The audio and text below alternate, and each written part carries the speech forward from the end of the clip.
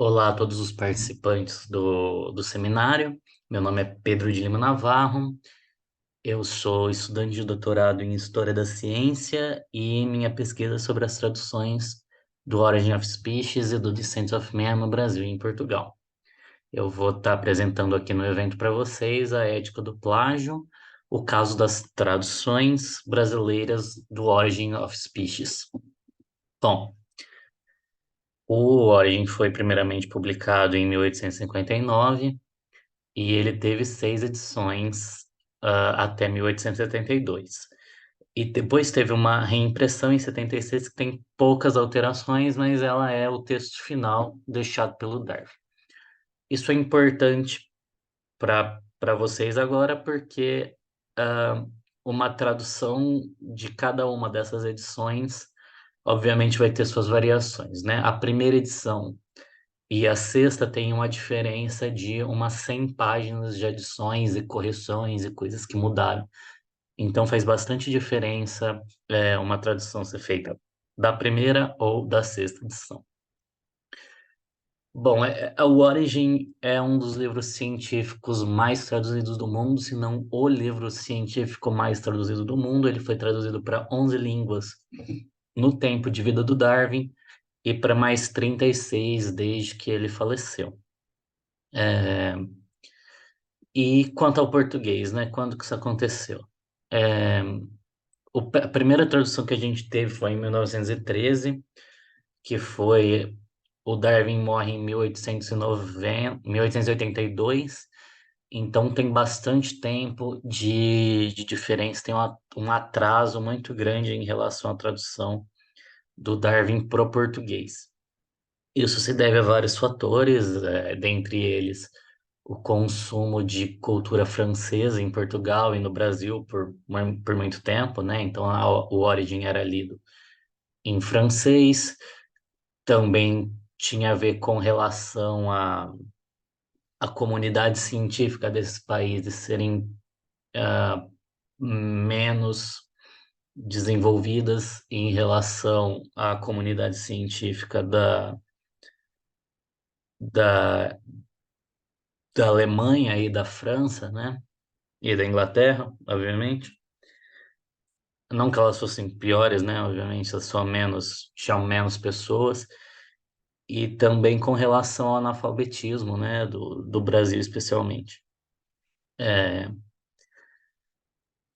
o, então, assim, eu vou apresentar para vocês por grupos as traduções, né? Primeiro a gente tem o grupo do Joaquim da Mesquita Paú, que é o primeiro tradutor do Origem para português.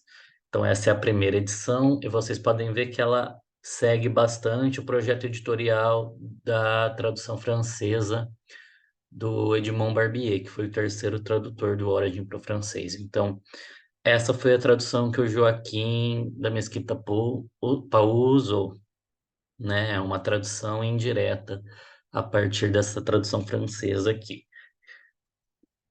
Então, ela foi a tradução mais comum do Origin, assim, a mais vendida e reimpressa ao longo das décadas. Vocês podem encontrar ela em várias reimpressões. E aqui mais ainda, né? Essa aqui é bem recente, de 2010, essa aqui também, né? Dos anos 10 aí, a partir de 2010. Algumas foram lançadas no Brasil, quando a Lelo, essa aqui, por exemplo, foi lançada no Brasil, quando a Lelo, que é a editora original, tinha uma filial no Brasil. Então ela era bem comum de ser encontrada tanto em Portugal quanto no Brasil. E depois que o texto dela caiu assim, caiu nas mãos do mercado digital, ela foi também transformada em vários e-books por diferentes editoras.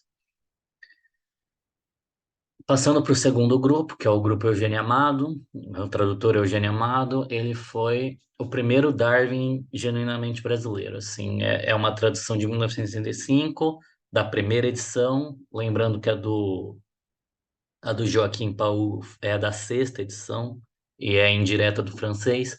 Essa foi a primeira edição, essa foi uma tradução da primeira edição e é diretamente do inglês. E foi apenas 126 anos depois do lançamento do Origin, né? Que de 1859. Essa foi uma tradução muito popular, né? Ela é muito bem quista, principalmente por acadêmicos, né? E professores de biologia, assim, universitários. Ela foi feita num programa de parceria da editora Itatiaia com a USP, então ela tem um respaldo acadêmico grande, assim, paratextualmente falando. E ela foi bastante impressa também, né? Então, a partir de 85, tem uma de 94, uma de 2002 e uma de 2012. O problema começa aqui com o grupo Emos, que é dessa editora aqui, que foi fundada em 1965. E ela foi uma proliferadora de plágios dessa tradução do Joaquim Paul. Bom, então ela lança essa primeira tradução aqui, que que o autor é dito, que eles colocam como tradutor o Eduardo Fonseca, que é uma pessoa que não existe, mas que a editora coloca ali para disfarçar o plágio, certo? Então, temos todas essas capas aqui, também foi reimpressa várias vezes, até depois dos anos 2000. E aqui vocês podem ver como é um plágio mesmo, tem muito poucas modificações, né? É um copia, mas não faz igual. Então, aqui muda ordinária para comum, aqui muda gradual para progressiva, mas vocês podem ver que o texto é basicamente o mesmo. Em 1987, ela cede os direitos para Ir de Ouro, né? Que é e por consequência também para a Folha de São Paulo depois, né? E é um presente de grego, né? Porque ela cede a esses direitos e as editoras, tanto a Ir de Ouro quanto a Folha de São Paulo, vieram a público depois dizendo que não sabiam que se tratava de um plágio.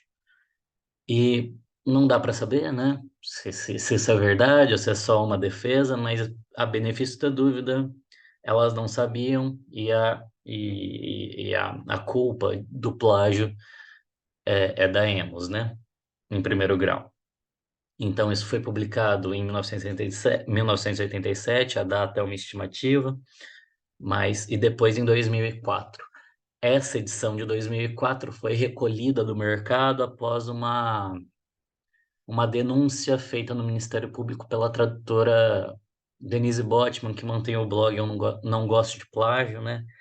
E ela fez todo um trabalho legal de denunciar o plágio do Joaquim Paul, e isso teve um resultado, né? Foi feita a justiça. E esse livro aqui foi retirado do mercado. Porém, em 2010, a Folha pegou essa tradução, é, e sem saber, né, dizem eles, lançou de novo como sendo do Eduardo Fonseca. O grupo Martin Claret, né, é bem conhecido por ter polêmicas relacionadas a plágio, como vocês podem ver também bem documentado no blog Não Gosto de Plágio da Denise Botman. E eles fizeram, né, vários plágios de várias obras, incluindo do Origin, mais uma vez, né, na história do Origin. Então, saiu nessa edição aqui, que foi reimpressa por anos, até 2011.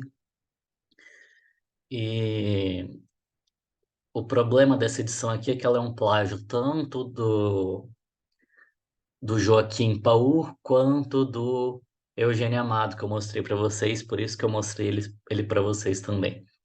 Então aqui você tem um plágio é o texto do Eduardo Fonseca, né? Eduardo Fonseca, que é o Joaquim Paul da Emos, e aqui o Eugênio Amado. E se vocês forem comparar aqui as partes grifadas, vocês percebem que o texto do John Green, que é o tradutor fictício da Martine Claret, é um pastiche, né? Um copy-collie, um retalho dessas duas traduções. E o problema aqui é que ele mistura, né? Esse texto aqui é da primeira edição e esse texto aqui é da sexta edição. Então, o texto da Martin Claret é uma amálgama das duas edições do Origin, dessas duas edições do Origin of Species.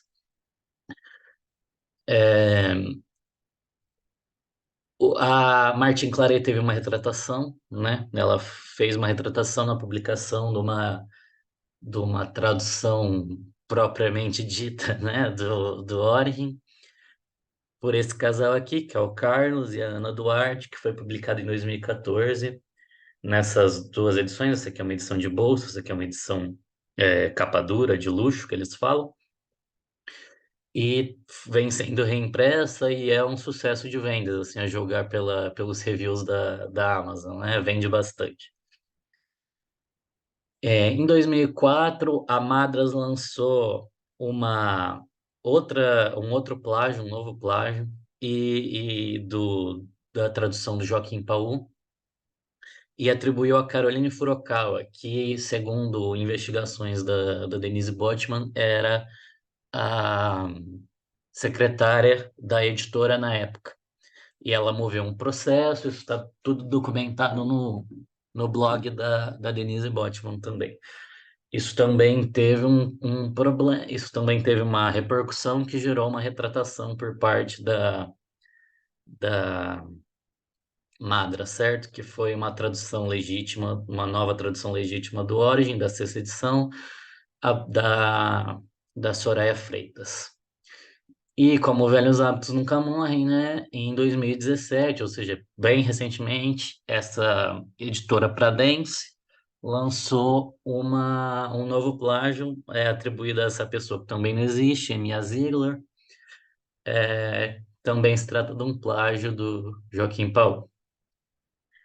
É, Bom, isso aqui é um gráfico meio ilustrando a história toda que eu contei para vocês. Então, começando aqui que a primeira edição, em 1859, a gente vai até a sexta, de 76, né?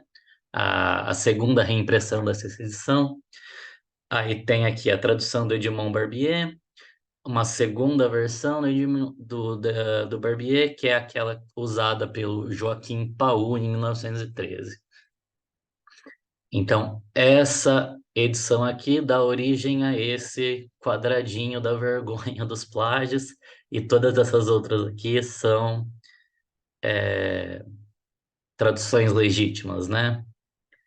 Então, aqui tem a Martin Claret, a retratação da Martin Claret, a retratação da Madras, e assim por diante, né? E aqui tem a tradução do Eugênio Amado, da primeira edição. Então, seguindo aqui o primeiro plágio da Emos, o primeiro plágio da Edioro, o primeiro plágio da Martin Claret, que é aqui fora do Eduardo Fonseca, né? O nome fictício Eduardo Fonseca. Aqui do nome fictício John Green, que usa partes do Eugênio Amado.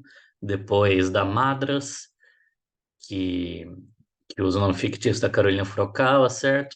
É, Depois aqui a da Folha. E, por fim, a da Pradense em 2017. E essa questão do plágio, né, não é uma jabuticaba, né, não é algo que acontece só no Brasil, é algo que foi documentado em outros países. Então, o Sahin, Duman e Gurses, perdão se eu pronunciei errado, eles documentaram esse hábito de grandes editoras, como a gente pôde ver na Emos. A Emos não era uma editora pequena, a Martin Claret, como todo mundo sabe, não é uma editora pequena. É, a Pradense e a Madras é de médio porte, mas a de ouro também não é pequena, né? A folha muito menos. É um hábito, pelo menos na Turquia, como eles colocam aqui, de grandes editoras ficarem plagiando traduções e republicando elas várias vezes, né? É um negócio muito comum, muito presente no mercado lá. E o Alberto Fuertes, na verdade, documenta isso também na Espanha. Então é algo que acontece pelo menos nesses dois países, certo? E a julgar posts da Denise Botman e pelo que a gente vê aqui no caso do Origin, é algo que provavelmente é bem comum no Brasil também. Isso é um reflexo não só da invisibilidade do tradutor, mas também da falta de força econômica do tradutor enquanto trabalhador, né? Enquanto operário da indústria cultural, vamos por assim. Então, aqui nesse artigo do Jamality, perdão, também não sei pronunciar, ele vai falar dessa persona que os tradutores geralmente adotam de ser anti-mercado ou de não se interessar muito por isso. Isso é algo que as editoras vão usar para se aproveitar, né, do tradutor e manter uma relação mais precária de trabalho.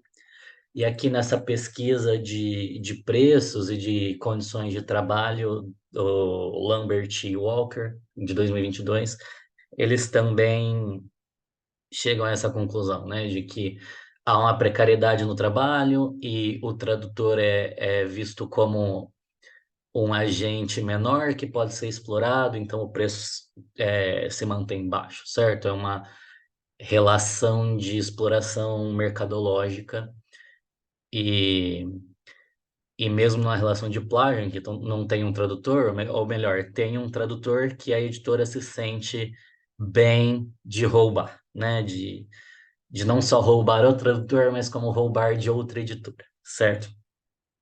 Mesmo num caso como o do Origin, que era uma tradução antiga, e a livraria Lelo, a editora, né, já não tinha, ou pelo menos nunca teve, o interesse de perseguir os direitos dessa obra de maneira legal, mesmo assim é um plágio, né? Mesmo que o tradutor não estivesse vivo e que ninguém da família quis entrar com o processo, ou que a editora original não queira, ainda é um plágio.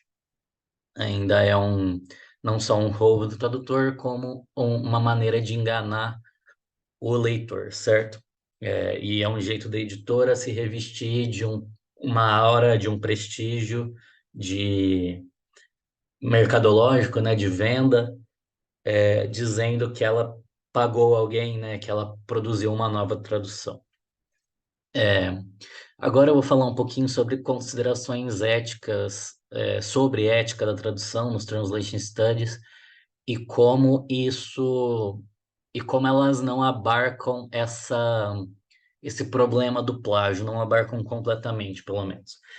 Então, em 85 e 91, né, tem esses dois trabalhos do Antoine Berman, que é aqui o Abrigo do Estrangeiro, a tradução e a letra, se eu me lembro bem dos nomes deles em português, eu fazendo uma tradução livre aqui, né?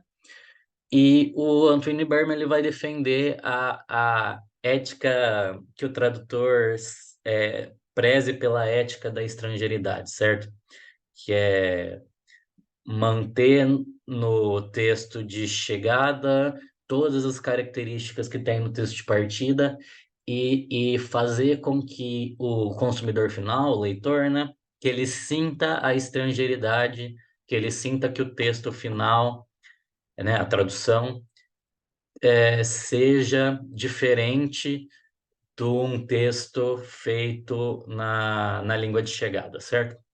Então ele diz que deixar o texto fluente, clarear, aparar as arestas, né? Deixar ele mais domesticado nos termos do Venuti é errado. E que o tradutor ele é bem deontológico, né? Uma ética deontológica de prescrição, né? De uma regra a ser seguida, que o tradutor deve sempre manter um texto mais próximo do estrangeiro, né? Isso é mais ou menos parecido no Venuti, né? Como a gente sabe, tanto na invisibilidade do tradutor quanto nos escândalos da tradução, ele defende essa estrangeirização por parte do tradutor, certo? De não domesticar o texto, de estrangeirizar e, e, e deixar visível, né, tanto a sua própria agência, né, de não ser invisível, de não produzir um texto que parece que não precisou de um tradutor, como de revelar a cultura, outras culturas no texto, né? Sem deixar o texto muito domesticado, como ele diz, né? Deixar ele opaco para a cultura de chegada. O Chesterman, nesse artigo Proposal for a Hieronymic Oath, seria um juramento jerônimico, eu acho, né? Juramento de Jerônimo. Ele vai propor quatro éticas, né? Que, se eu não estou enganado agora, vai ser a ética da representação, do serviço, das normas e uma quarta que eu não estou lembrando agora, mas não importa pra gente. A questão é que todos eles até agora colocam toda a responsabilidade ética sobre os ombros do tradutor, da pessoa tradutor. Então, o Berman coloca essa responsabilidade no tradutor de ser estrangerizante, o Venuti também, e o juramento jerônimico do Chesterman também coloca essa ética em cima do tradutor. A, a Christiane Nord, por sua vez, no Translating as a Purposeful Activity, ela vai colocar a figura do commissioner, que encomenda a tradução, né?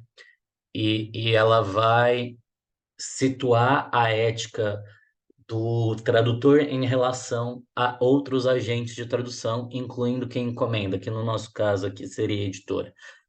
Mas ela ainda não coloca uma ética para esses outros agentes. A ética ainda está sobre o tradutor, sobre as escolhas do tradutor e o que ele deve ou não fazer. O, o PIN também, no On Translation Ethics, ele vai focar também, inclusive uma dos motes do livro, né? Fazer uma ética do tradutor e não da tradução. Mas ele vai colocar a community, né? A comunidade a qual o tradutor pertence e que ele tem que também ser ético em relação a ela.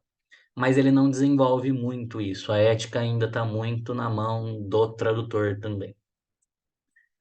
E por fim, aqui nesse apanhado que eu fiz, que não é assim exaustiva, como vocês podem ver, mas que são nomes grandes em relação à ética da tradução, nesse Translation Ethics do Joseph Lambert, de 2023, ele considera vários aspectos maiores da ética que um tradutor tem que seguir, né? Então, vocês estão vendo aqui apoiar causas nas quais você acredita, é,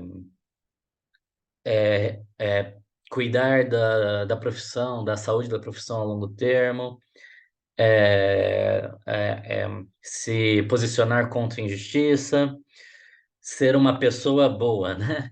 Então, tudo isso aqui entraria numa ética maior que não recai somente no tradutor enquanto agente principal de tradução ali, né? Então, para as minhas considerações finais agora, a primeira conclusão que eu tiro disso tudo que eu apresentei para vocês é que o tradutor geralmente, assim, não que isso seja uma verdade em todos os casos, ou que seja mais comum do que comum, mas acontece bastante do tradutor ser economicamente explorado, dele trabalhar numa condição precarizada, de ele cobrar menos do que ele deveria, dele ter prazos irreais, dele ter que pegar muito trabalho para conseguir manter uma condição de vida. A conclusão 2 é que o plágio é a forma mais perversa dessa exploração do mercado de trabalho, certo? Da profissão, da economia da profissão. Por quê? Porque ela paga completamente o tradutor. Então, mesmo ele, mesmo ele sendo mal pago para fazer uma tradução, o nome dele ainda está lá. Então ele ainda tem um certo, pelo menos o prestígio de ter o nome dele reconhecido na tradução, ter o crédito, né? O plágio tira disso. Então, se alguém lê só os plágios da tradução do Joaquim Paul, como muitas pessoas fizeram, elas nunca vão saber que o Joaquim Paul existiu, que ele fez aquele trabalho e todo o trabalho que ele teve para produzir aquela tradução, que aquela tradução é uma tradução antiga, e todo o contexto dela, as pessoas nunca vão saber. Elas vão chegar no beco sem saída, que é o Eduardo Fonseca, que não existe. Ou seja, o Joaquim da Paul, o Joaquim da Mesquita Paul, além de ser invisibilizado no contexto de tradução, agora ele é completamente apagado e substituído por esse nome, por essa pessoa, esse nome que não existe. E a terceira conclusão é que a ética da tradução, como a gente viu, ela é sentada muito no que o tradutor, um tradutor, né, a pessoa tradutora, tem que ou não fazer, né? Quais são os códigos que ela tem que seguir, é, tanto de maneira deontológica quanto de maneira contratualista, o que que ela deve fazer. Ele não fala, falta nela abranger a responsabilidade dos outros agentes envolvidos no processo de tradução, como a editora, né? Como a editora. O que fazer, né, no caso de não haver um tradutor? Se não tem um tradutor para seguir um código de ética, para que que serve a ética? Onde a ética entra nisso, né? E como a gente responsabiliza um plagiador, né, que cometeu esse crime, né? Eu não tenho uma resposta para isso, não é o propósito desse trabalho ter uma resposta, mas eu tenho duas ideias, né? Uma é uma ética do agente de tradução. Agente de tradução é um negócio que foi muito popularizado nesse livro, editado pelo John Milton e pelo Paulo Bandia, que eles vão tratar dos outros agentes envolvidos no processo de tradução. E que é não só o tradutor, mas como o revisor técnico, o editor e também a editora, né? Quem, quem, quem, né, encomenda o livro ou quem realiza o plágio nesse caso. Então, talvez expandindo o que a gente já tem em ética de tradução ou ética do tradutor para outros agentes do processo de tradução, a gente consiga abarcar essa questão do plágio e pensar sobre isso. E uma outra ideia é uma ética comunitária ou ética de categoria. Categoria, eu quero dizer que é a categoria profissional de tradutores, né? Meio como num sindicato, que é os tradutores cuidarem de si e cuidarem da profissão e cuidarem dos outros, como tá lá no Lambert e na Nord, e no PIN, de maneira difusa e pouco especificada, é, e fazerem extra profissionalmente, né, fora do trabalho, fazerem é, a atividade é, de ir contra plágios, né? De denunciar plágios, de tomar as medidas legais necessárias para impedir que o plágio aconteça. E aí que eu tenho que contar a história, né, da Denise Botman, que fez uma denúncia no Ministério Público contra a tradução plagiada do da Martin Claret e da Edioro, né, que teve medidas legais, que gerou retratações. Então, a Denise Botman é um exemplo, né, de como um tradutor eticamente deveria agir para cuidar da profissão e cuidar do conceito de tradução e cuidar economicamente do mercado para coibir que outras editoras façam plágios, né? É, os editores, os tradutores como categoria devem ir as associações de tradução, talvez, né, devem ir aos ministérios públicos dos seus países, onde houver esses plágios, né, e denunciar, né, e mostrar que isso é errado e entregar nas mãos do governo para que a lei seja cumprida, as editoras que realizaram plágios sejam punidas e que assim elas se sintam coibidas e efetivamente contratem um tradutor e não enganem o outro agente do mercado editorial e mercado de tradução, que é o leitor, né? Que também é lesado num caso de plágio. É isso, eu agradeço muito a todos que me ouviram. Se alguém quiser, se alguém tiver uma dúvida e quiser falar comigo, esse é meu e-mail. E eu agradeço muito a todos. Até mais. Muito obrigado.